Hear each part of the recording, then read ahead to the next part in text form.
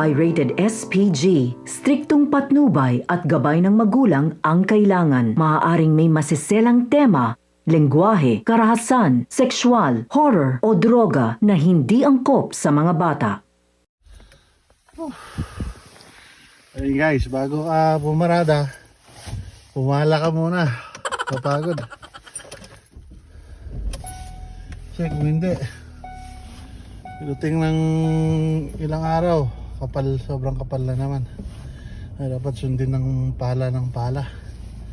Ayun lang muna sa ngayon. Actually, gusto ko lang din sabihin na 1 oras akong nag-stock doon sa kalsada. Buti na lang may dumaan na sis ko. Ayun lang.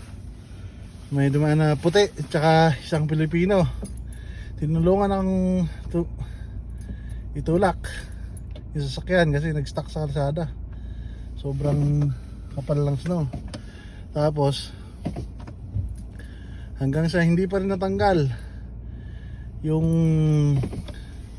Pinoy, hanggang sa nalit na yung Pinoy sa trabaho kasi tinulungan ako na itulak sa sasakyan.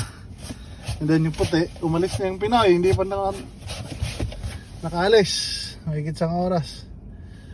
Tapos yung puti hindi umalis yung puti hanggang sa nakaalis ako. Atras, abante, para lang makaalis. Ay, hirap pag kotse yung sasakyan ng kotse yung dala ko eh. Kung medyo malaki-laki sana kanina, medyo okay.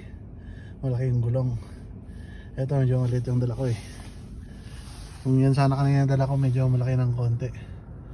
Kahit pa paano, makausad-usad sa snow. Kotse lang yung dala. Ito lang, maliit yung gulong. Yan. 1 oras ako na-stuck yung mga kalsada oh. Parang dumadaan ka sa doon ako na-stuck doon sa dulo kasi sa dulo walang mga bahay doon. Walang masyadong dumadaan. Ayan yung pinala ko. Oh my God! Wow! Para siya 72 hours. bigat. Kasi dapat tsaka ganito nakakapal yung snow.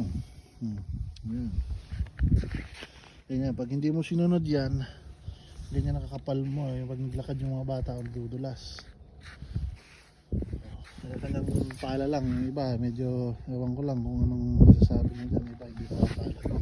Pero bago ko umuwi, kasi pang umaga ako, pala muna.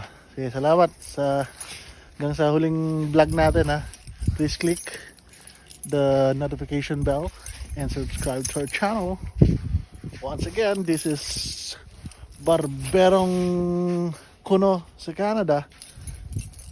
Dito pa rin yan sa Lightminster. Salamat! See you next time.